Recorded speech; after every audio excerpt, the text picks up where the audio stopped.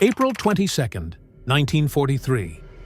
Gray swells slam into 42 merchant ships crawling across the North Atlantic. On the bridge of HMS Duncan, Commander Peter Gretton scans the horizon, knowing German submarines are already listening below.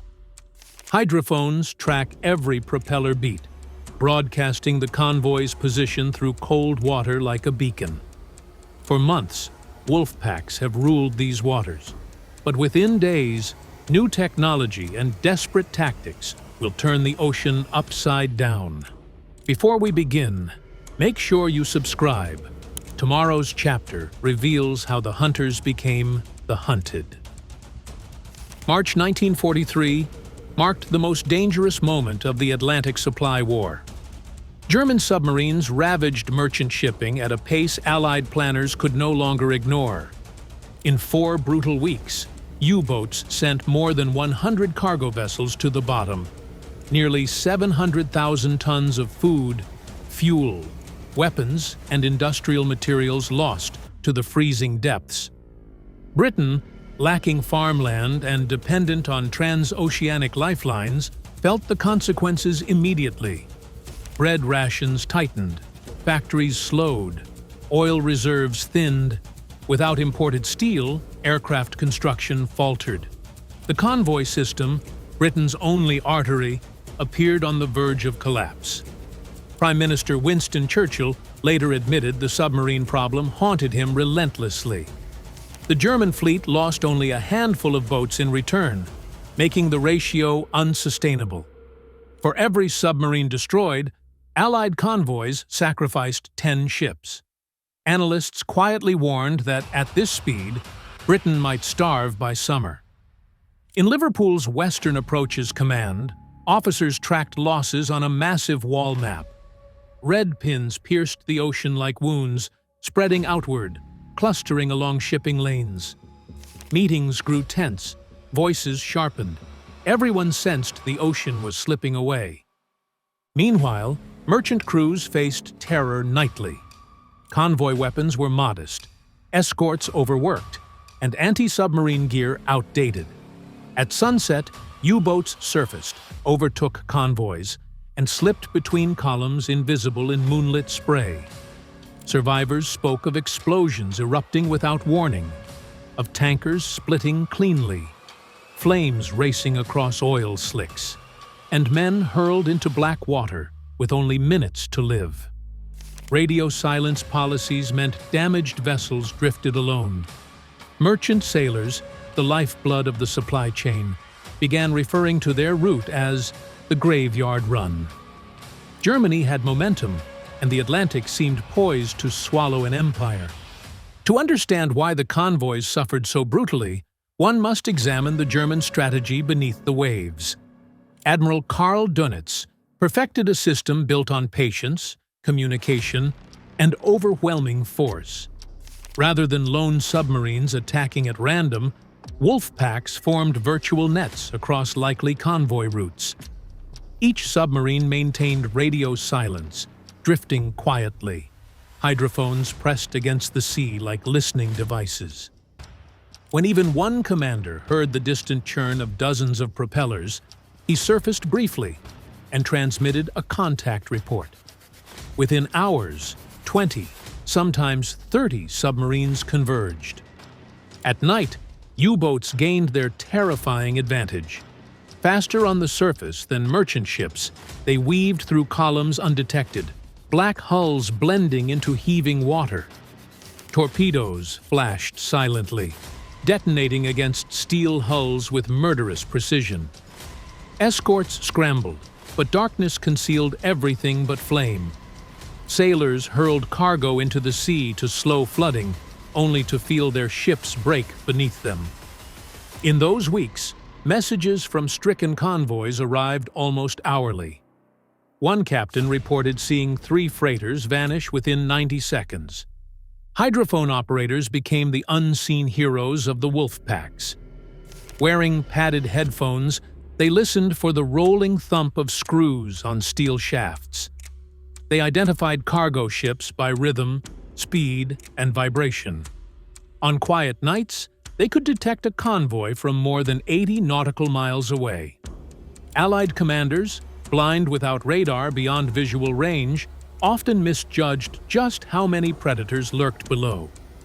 As these tactics evolved, Allied morale plunged.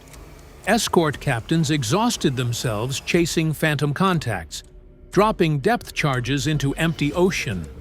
Convoy masters filed frantic reports.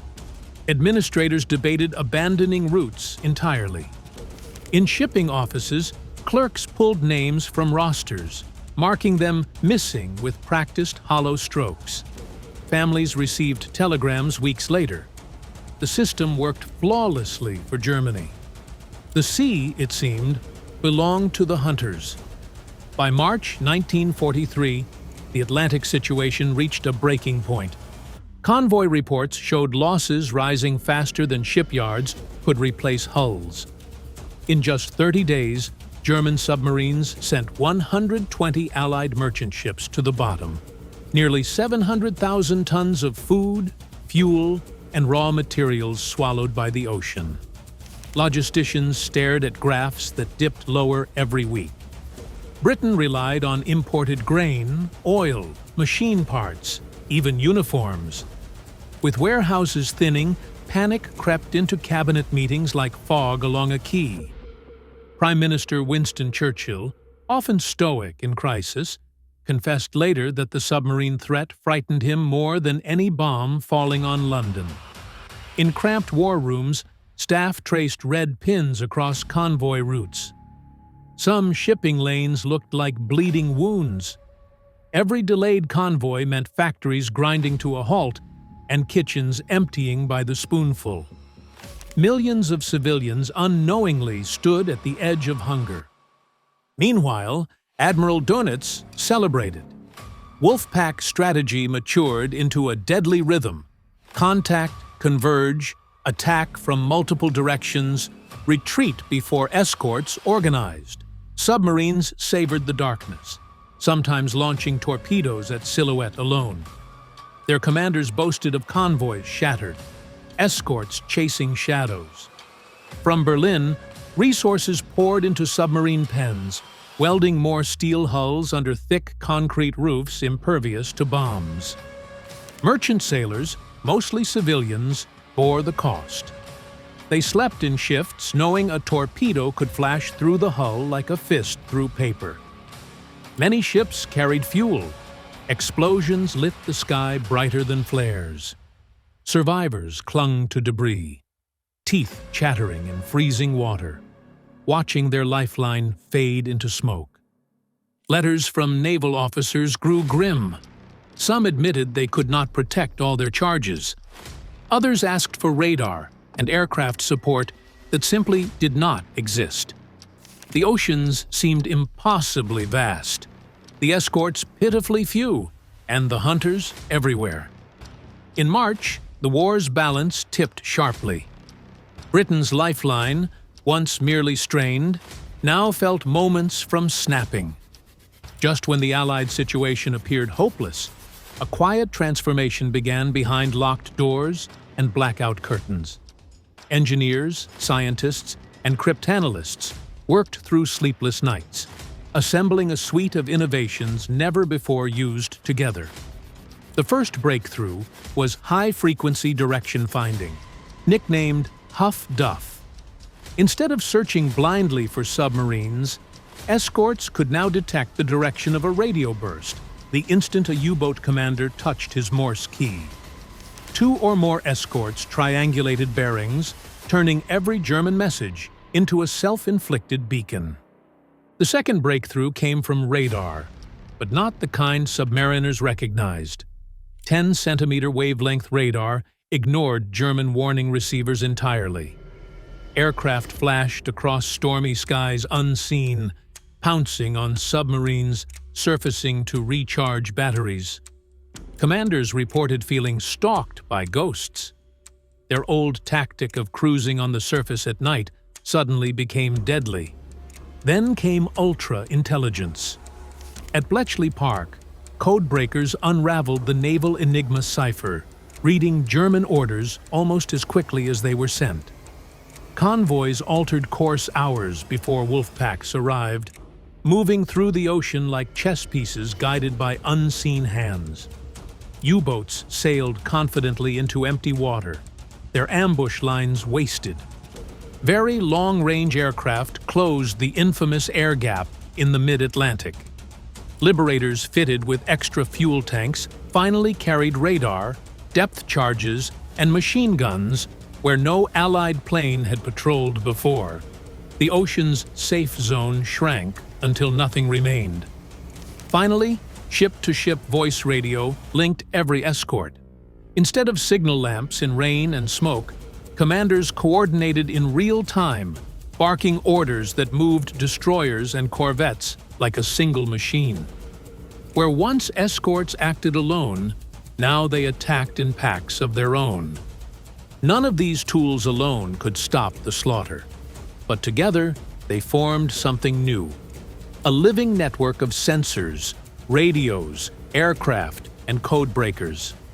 The ocean began whispering secrets to the Allies, and every secret pointed toward a submarine about to be hunted. By late April 1943, Convoy ONS-5 gathered in Liverpool's cold, salt-bitten docks. 42 merchant ships formed 12 columns, bound west to North America to collect precious cargo. Their escort group, designated B7, sailed under Commander Peter Gretton. His 2 destroyers and supporting corvettes carried the newest technology: Huff-Duff antennas, 10-centimeter radar, and real-time voice radios. Crews drilled hard at Londonderry, learning to react in seconds instead of minutes. They did not know it, but their convoy was destined to fight the most critical battle of the Atlantic. On April 28th, submarine U-650 picked up the rumbling signature of multiple merchant screws. The commander surfaced briefly and transmitted a single contact report. Instantly, Gretton's Huff-Duff operators caught the bearing. Their needles snapped left, then steadied like compass arrows. Escorts accelerated toward the line of transmission. The submarine dived too late. Radar-equipped aircraft from Iceland forced it under again and again, denying it the chance to shadow. As hours passed, more U-boats gathered. The weather turned vicious. A gale smashed over the convoy, towering waves ripping ships out of formation. Merchant masters fought to maintain station, but many fell behind. Radio silence made coordination harder. Spray froze on railings. Visibility collapsed into white shards. Officers swore they could smell the cold steel of danger. By May 3rd, Gretton's destroyer ran critically low on fuel. After weeks at high speed chasing contacts, HMS Duncan limped toward Newfoundland. Command passed to Lieutenant Commander Robert Sherwood aboard HMS Tay. When the weather suddenly calmed and fog rolled in, many sailors believed the sea itself held its breath. Unseen beneath the gray blanket, more than 50 German submarines closed in. The largest Wolfpack of the war had found its prey. Night fell on May 5, 1943, under a suffocating blanket of fog. Walls of gray reduced visibility to yards. Sailors watched ropes vanish into nothing.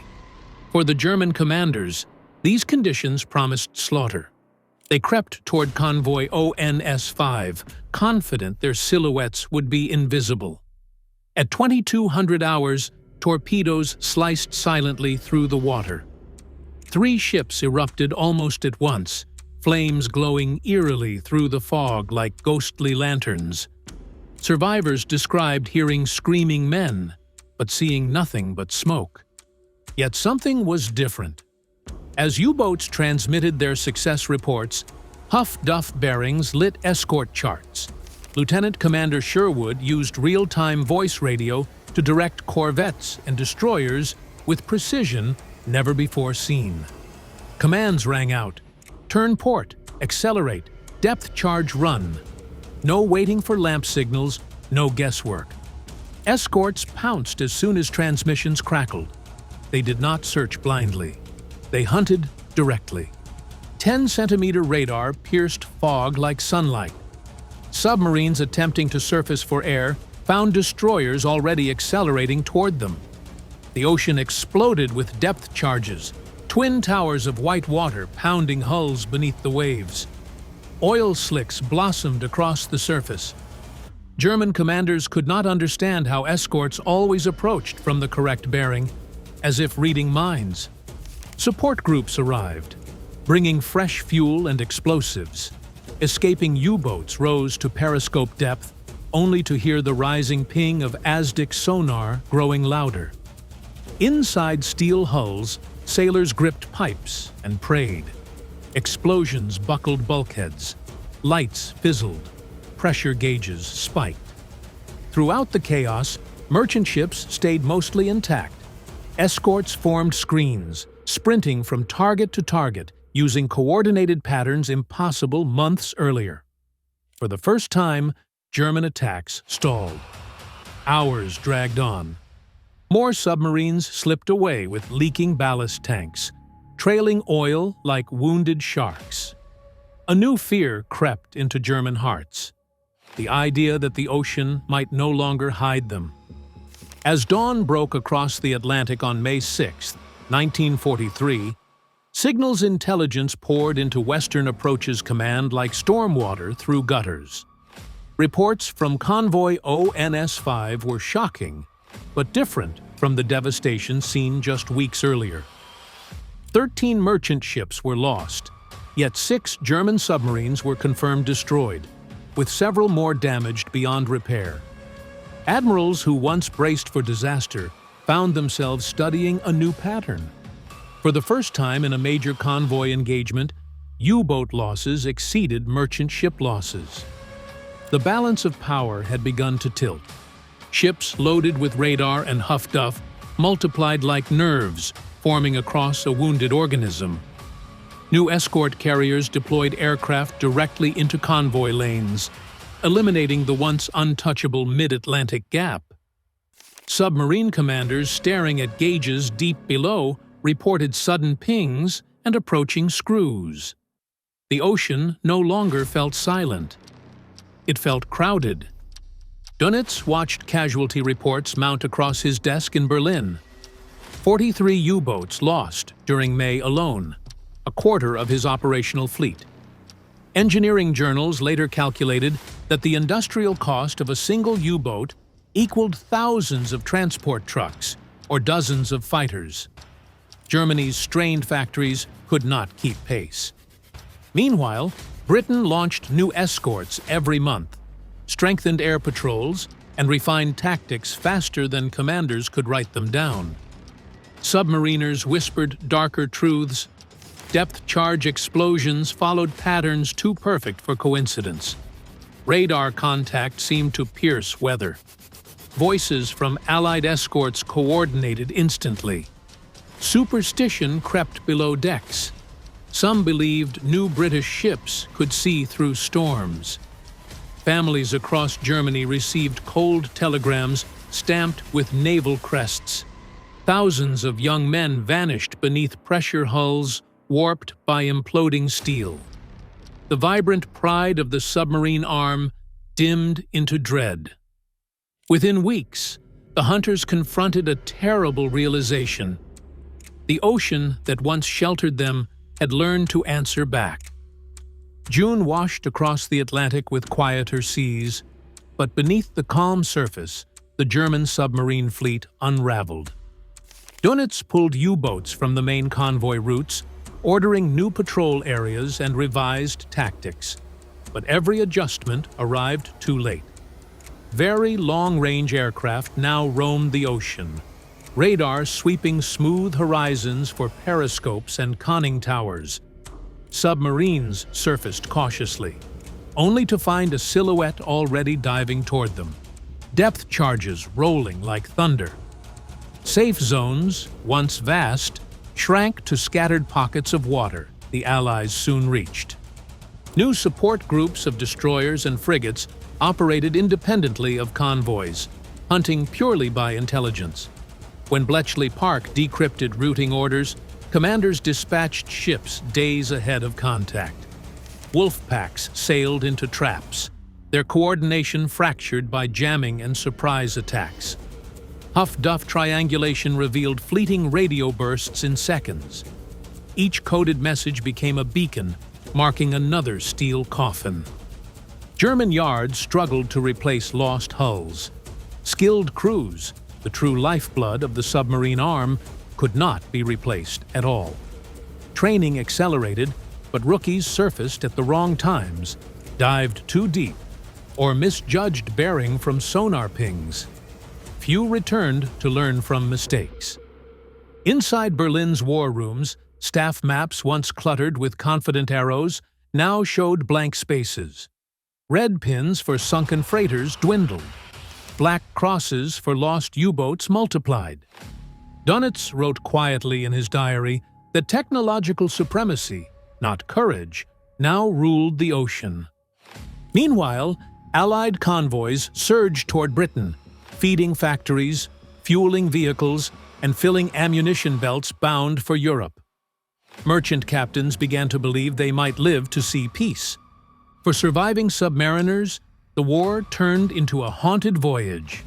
Rumors swept crews, radar that saw through storms, aircraft that hunted in darkness, computers reading messages instantly. Whether true or not, fear hollowed resolve. Men braced for explosions that often arrived moments later. The Atlantic no longer belonged to the hunters. It belonged to those who learned to hear every whisper of the sea. By late 1943, the transformation was undeniable. Convoys sailed with fewer gaps, escorts bristled with antennas, and aircraft patrolled endlessly. German submarines that once prowled rich hunting grounds now crept nervously beneath thermoclines, rationing battery power and fearing every distant propeller beat. Losses mounted faster than shipyards could weld steel. More devastating than sinking hulls was the loss of seasoned crews whose instincts once guided silent stalks. In the end, nearly 30,000 German submariners would die, a casualty rate unmatched by any other branch of service.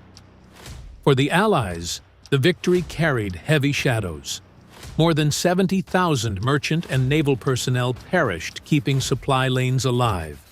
Their names rarely appeared in headlines, yet without their sacrifice, Normandy would not have been supplied, Africa would not have been reinforced, and Britain might not have survived at all. Historians later called the Battle of the Atlantic the war's longest heartbeat. Every convoy arrival meant factories continued forging weapons, hospitals stayed lit, and dinner plates did not empty. After May 1943, U-boat operations persisted but never returned to previous ferocity. Each technological advantage, huff-duff, ultra-code-breaking, 10-centimeter radar, long-range patrol aircraft, tightened the noose. The once feared wolfpacks dissolved into isolated predators, hunted relentlessly. Dönitz withdrew submarines in desperation, admitting the ocean had turned hostile. Yet victory was not claimed by machines alone. It emerged from patient refinement, midnight engineering, courageous escort crews, and cryptanalysts working in quiet rooms. Admiral Horton later noted that no single invention saved the Atlantic. Rather, integration changed fate. When peace returned, sailors spoke softly of burning tankers, shattered hulls, and voices swallowed by freezing water. The Atlantic kept many stories, but one truth endured. Sometimes wars pivot not on a single moment, but when small advantages align, tipping the scale forever. In that spring, the hunters became the hunted, and the heartbeat of an island nation continued to beat.